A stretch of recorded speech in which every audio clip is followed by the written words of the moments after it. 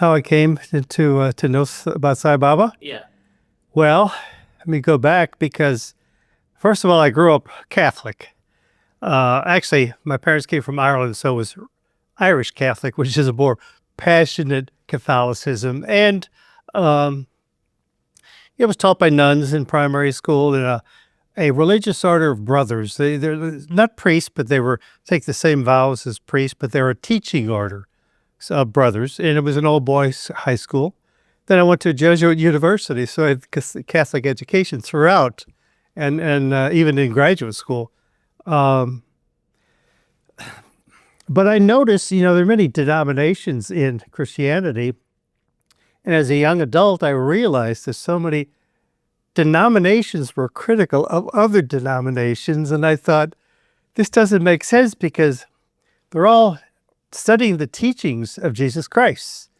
How could they be critical of other denominations? So then I began to explore a lot of different paths to spirituality. From meditation to Kundalini yoga to different kinds, a lot of different ways. And in 1978, somebody gave me a book. Actually, it was Dr. Harvey, who's on the Prasanthi Council now, but then he wasn't. He and I worked together as psychologists. He was my mentor in a drug treatment center. We were both at a seminar on meditation in Jackson, Mississippi, and the British guy who taught the class, Alexander Everett, he's from the UK, and he said he had just come back from India, and he casually mentioned the holiest person on the planet lives in South India. And I looked at Dr. Harvey, he looked at me, but nobody else seemed to be alert to what he said. So at lunchtime we said, so who is this holiest person? He said his name is Sathya Sai Baba. So Dr. Harvey then, when we got back home to St. Louis, he did some research and learned about Sai Baba, and he took a trip to India in 1978, came back with some books for me and stories. And when the first book I read, one of Sai's lessons that I just grabbed onto when he talked about the unity of all religions. So in Catholicism and in Christianity, I saw a lot of diversity or criticism. So the unity of religions, I thought this is a profound idea. And so I began to read more, went to some centers back in 1978. But it was interesting because it was very different than centers are now. To me, it wasn't very friendly. It was just Indian bhajans, and it wasn't, there were only a dozen people, but maybe 3 or 4 were from Indian heritage, 3 or 4 were white, 3 or 4 African Americans. But they didn't have a study group, and they sang these bhajans I didn't understand. Then they seemed to kind of whisper, talking to each other, and I thought, this doesn't feel like what I've read in the book. But I went back a couple more times, and I said, this is not for me. And it was fortunate that I had that experience, because today, when I look at centers, and I love centers, and I've been to a lot of centers, but I also look at it from the eyes of somebody who knows nothing about Indian culture or Sai Baba, and I realize how other people may see what is so familiar to us. So that was a good lesson for me, and I bring it up even today, talk to centers about it. So then it wasn't until I lost touch with Dr. Harvey for a couple of years, and he had called me. And it was interesting, the evening he called me, my best male buddy had died of cancer, and I was helping his wife set up the funeral, and after the funeral, we were at their family's house. And then I got a call from Dr. Harvey, who said to me, he said, Jack, I know we haven't talked in a couple of years, but you said to me, if I ever saw vibhuti forming day or night, to call. And he did. He said there's vibhuti in the devotee's house in the Illinois, the other side of the Mississippi. So I said, well, I'd love to go. He said, where do you want to go? I said, well, I just helped bury my best friend. Tonight is perfect. So I met him and we went over there, and that's when I saw the vibhuti blasted all over the place at Amherst farming, and the scent of jasmine through the house. It was a small house. And then he said, and I saw that a lot of devotees had placed pictures of Swami on tables and in places, and vibhuti had formed on those pictures. And Dr. Harvey said, here, why don't you take this small picture of Sai? Maybe he'll bless it. So I put it on a table next to some others, and I kept checking it before I left, but nothing. So about 6 days later, Dr. Harvey said, I think the vibhuti blast is over now. It hasn't formed in a couple of days. I said, well, I'd love to go back there. He says, why don't we go this evening? I said, great. And the first thing I did, obviously, was to go look at the little picture of Sai Baba, see if he blessed it. And there was more vibhuti. That was the only picture that had no vibhuti. And then I thought later, he went out of his way to not place it on mine, which was good for me, because otherwise I think I'd be skeptical. Oh, he does that. So then I got more involved, and in 1990, I made my first trip to see Swami. I went to Prasanthi. And that was an amazing experience. We were fortunate, a small group, Dr. Harvey and some other people. He and another lady, they had been there several times. The other few people had never been there like me. And we got 2 interviews, one in Prasanthi and one in Vrindavan. And it was interesting because the first thing I did, watched people sitting down on the ground, and Swami sat in the chair, and I saw a lady, and I knew very little about the protocol of the ashram.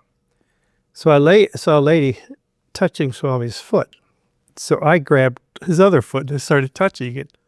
And then I got amazed because he's a man who's in his 60s then, 1990, walking through the dust. This was before Cyclewood Hall. It's all the sand. But his feet were completely clean, but the skin of his bottom of his feet was as soft as a baby's foot. And I was just amazed at this. And he, earlier that day, I had taken a walk around the ashram and then outside in the village. And a couple different times, Dr. Harvey saw me and said, Jack, I'm used to this sun, this heat. You should go inside. I said, I feel like I'm on this walking meditation. Anyway, during the interview, Swami looked at me and said, how was your walk? Later, I asked Dr. Harvey, did you tell him I took this walk? And he just laughed. But after that interview, another powerful thing happened. So I went outside with the people of the group, and I just had to sit and think about what just happened. And those that remember when the sand was there, the end of the long sand courtyard was a small wall, maybe a couple feet high. So I sat there. There was another guy from the interview. He sat there, and then he said, I got to walk. I got to really think what just happened. So I sat there, and I was thinking, trying to make sense out of what he said, the miracles he said, he materialized some things. And I said, well, I guess I'll go. And I tried to get up, and I couldn't get up. And I thought, this is strange. I couldn't get up. And I was much younger then. I couldn't get up. Now, I wasn't afraid, but I thought, this is so curious. So I sat back down. And nobody was in the sand, the courtyard, except some seva dolls and some elderly people in wheelchairs, men over in the left side. So I sat there and said, okay, I'll just sit here. And at that moment, the door opened from the interview room. Sai Baba came out. And he came out, and very calmly he started walking towards me. And I'm looking at him, and he's looking at me, and he's walking towards me. And I thought, my gosh. And he came about 25 feet from me and stopped, and we were just looking at each other. And then he smiled, and then he turned and walked over to the gents in the wheelchair. He blessed them, and they walked back into the interview room. And as soon as the door closed, I popped up. It was just, I couldn't understand what was going on. Much later, I realized the lesson I learned in that is God decides the timing. Whoa, whether we like it or not, whatever we want, God just decides the timing of everything. And that's been a good lesson to me. There was that same trip in Vrindavan. We had another interview, and one of the ladies, who is a doctor, Sai Baba was talking to her, and he materialized the lingam. And a couple of days later, I saw her, and I said, that lingam, what was that like? She said, well, I have it. Do you want to see it? I said, yeah. So she put it in my hand, and I said, it looked bigger than it is now. She said, it was bigger. It got smaller. And just these miracles all over, all the time. And she said, and he told her, she's a doctor, put water, put the lingam in water and give the water to your sickest patients. That was in 1990, and that's when I really got actively involved in this organization. And shortly after that, I was asked to be the adult advisor for young adults in the area. So I said, sure. And then I got very active with the service projects and more of the lessons. And it was like being surrounded by people who were of like mind with me, and then began to explore. About 2 or 3 years later, I decided to go back to India for my second trip. And so I booked flights, and then I found out Dr. Harvey and somebody else I knew were also going to be there at that time. So we formed a small group at Prasanthi. And so I was real up thinking, I had 2 interviews the first time. I guess that'll happen again. But that's my mind. I have to be open and patient. But every day I'd say to the other people in the small group, today's the day. Today's the day. So I was real positive, today's the day. And finally, we didn't get called, and it was the last day. The last darshan of the last day. In a couple hours, we're going to leave by taxi and go to the airport. And I was sitting there thinking, okay, we're not going to get the interview. How do I feel? Am I glad I came here? Yes, I'm glad I came here. And I'm going to let it go. And I sat back. And that last interview, I happened to sit up front. They were giving chits at that time, and I got a good number sitting up front. And Sai Baba came, and I was looking at him, and he came across from the ladies' side. And I'm looking at him, and he started looking at me, and it's like a couple of years earlier when he was looking at me and I was looking at him after the interview. So he started looking at me, he started walking towards me. I just looked at him with my hands folded, and he came up to me. I said, the words came out, Swami, interview please. He said, how many? I said, 8. He said, go. So we got the interview. And in that interview, I learned from the first 2 experiences to ask a lot of questions so that he'll talk to me. And I was, I was in my 40s then, and was never married. And I thought maybe it's not my fate to be married. So I was just kind of accepting that. I had a different relationship, but in that interview, he looked at me and he said, where's your wife? I didn't expect that question. I said, Swami, I'm not married. And he said, I know, but now you want wife. And I didn't know if I wanted a wife. I did, but accepted I wasn't going to have one. And he said, now you want wife. Then he said, spell wife. I didn't know what he meant, spell wife. And he said a second time, spell wife. And I was just confused. Did he want me to spell somebody's name? When he said it a third time, somebody in the interview room said, Jack, spell the word wife. I said, W-I-F-E? And he said, yes, worries internally forever. I'm still trying to understand what that means. But then he said to me, come next time, bring wife. So I just kept that to myself, and the couple of people in the interview room didn't say any devotees back home. But one couple, they're from Nepal, and they in our group, and they live in St. Louis. And a few months later, they came back, and they were talking about their experiences. And then they said, in front of the whole center of devotees, oh, yes. Sai Baba told Jack to bring a wife. Well, then the ladies got involved because they didn't like to see a single gent. And they selected in some ways. It's not that they selected, but there was a woman who I did marry, Kathy Schaefer, up in Milwaukee. She was a teacher. And at some point during the next retreat, she and I started talking, and things, we just kind of clicked. And when she went back home to Milwaukee, she was a teacher. I'm a psychologist. Our center president asked me, Jack, Kathy Schaefer has made this booklet, a center booklet. We could really use something like that. Why didn't you call her? So I did, and we started talking about Swami mainly.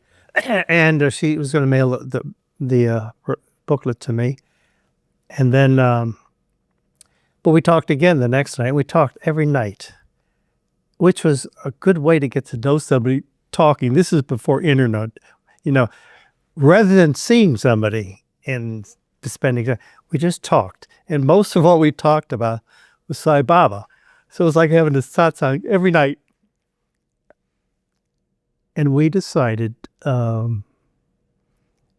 that maybe Sai has something in mind for the two of us. So we decided to go to India together to find out. But we were very dharmic about it. And over the telephone, we're on both of our computers, we're composing a letter to Sai Baba, asking him if he wants us to form a union in marriage. And the letter we wrote said, but if you don't, we will walk away. Anyway, we did arrange. Thing is about that, Kathy was a teacher, and we had to go over Christmas time. She just had a certain amount of time. And so she'd known the travel agent who specialized in trips to India. And the travel agent said, Kathy, you're limited with when you want to get there and how much time and when you want to leave. And there's just no seats, no airlines. So a friend of ours, a devotee who lived in Casablanca, Chitra, was talking to Kathy on the phone. She said, Kathy, my husband and I are going soon. Send a copy of the letter. We won't read it, but we'll take it to Swami because we always get to be close to him. So Kathy did that, and Chitra had the letter, went to Prasanthi. And it turned out the moment he took the letter from Chitra, the moment Kathy got a phone call from the travel agent, said, I can't believe it. 2 people with the same dates that you wanted just canceled their trips. You wanted? She said, yes. So we went. And in there, so we went. I stayed with some other gents. She stayed with some ladies. And we were very dormant about the whole thing, ready to walk away. So we took several copies of that letter, thinking if we don't get up close, maybe somebody could get us to Swami. I think we had several copies of the same letter. So first darshan, she took a copy of the letter. I took a copy of the letter. Swami took both of the letters. So we knew he wants us to be together. I said, but Kathy, we've got a few more letters. I'm going to bring another one to the next darshan. She said, okay, but I won't. So I brought another letter. He took it. He took a third letter. He took a fourth letter. It got to be a game. I went out to the village. It was a game, I guess. Went to a copier and had more copies made. And in the letter, we had a letter from her mother giving us her blessing because her mother was a devotee. We also had a picture of Kathy and a separate picture of me in the marriage packet we called. He took 10 copies, and a couple people came up to me and said, I've been here for 2 months trying to get a letter. He's taking a letter from you every day. And at one point, it was just amazing. I got last in line, and I walked up, but it seemed like the crowd just opened up. And I kept walking and walking, and then he started coming by, and I kept walking, and he held out his hand and took the 10th letter. So we knew, and we came back, and we had a marriage ceremony in Milwaukee, and we got married, and Kathy moved to St. Louis, got a teaching job. So our marriage was based on the teachings, based on Sai Baba and the teachings of Sai Baba. And she actually became, she was a regional president up in the Region 5. She moved to Region 4. And she then became regional president, but she was also, they only had the Central Council, National Council only had, she was a secretary. And it was the only time before or after there was a secretary to the National Council.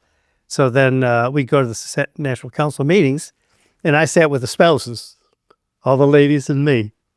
But we got to be part of the National Council, which was wonderful. Anyway, so that's how I got involved from the beginning with Sai Baba. Some other things,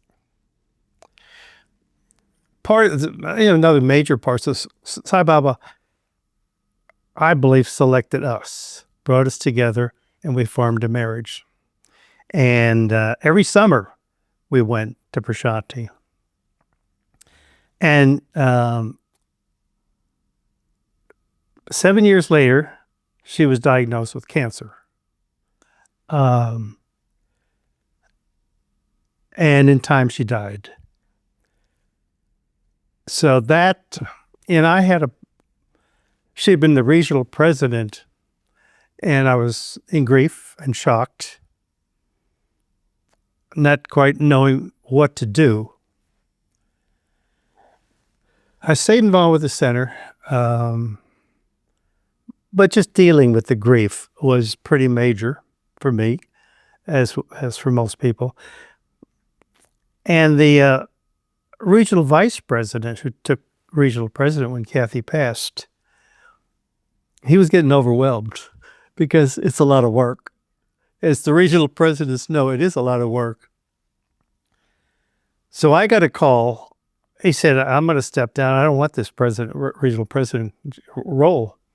So I got a call from one of the people on the National Council if they wanted me to become. I said, no, I'm still grieving the loss of Kathy. And then I got called a few weeks later, second time. We want you to be the regional president. I said, no, I can't do it. It's just, When I got a third call, I said, okay, I'll do it. So I became the regional president, and I stayed very busy. Um, Looking back, it was busy, not just busy work to escape the grief. It was busy work involved with the Sai organization and Swami and the teachings. And then I was going to India, several regularly. From there, so I was regional president, finishing Kathy's role, then another 4 years. Then all the regional officers were asked, I forget the reason, to extend it. So I think for 7 years, I was regional officer. And then over time, I was asked to be the national service coordinator. And I learned a lot, and I got very active. Then I was asked to be the national president. Then at the same time, I was asked to be the co-chair of the International Disaster Relief Committee. Now it's called the Humanitarian Relief Committee at that time. So I was working with some other people on the committee about develop the guidelines for disaster relief. And that's when this big disaster in the Philippines took place. And so I went. I said, because this is going to be, John Boehner was also the co-chair, and he and I, John Boehner from South America, but he spent a lot of time at Prasanthi. So we're working on the guidelines over the telephone and maybe email back then too, and thought, well, we're going to live these guidelines now because we're going. So I went, and that was just a wonderful experience. It was a hard experience. The typhoon that hit in 2013, 2014 was the most powerful typhoon that hit landmass. There were at that time 6,000 died, another 2,000 were missing, and we were about Bob Singh, who's at the conference this weekend. He was the key person for our camp. There were about 20 of us set up a medical camp for the Philippines, and every day we packed the trucks with medicines, and we'd go out to set up a medical camp. Some days we'd stop the medical camp at noontime, go to another place that people were waiting for us. And that was we were just immersed in doing service with people who really, really needed it. In the Philippines, even though they had this horrible disaster, everybody had family members that had died, the children were the happiest I've ever seen. They were doing things like what I think my father did as a kid, playing marbles, but they were happy, and they'd say things like, "Thank you for coming to our country." And it just touched me so much. So from that, I was asked to be national president, and now I'm central coordinator for SSSIL USA.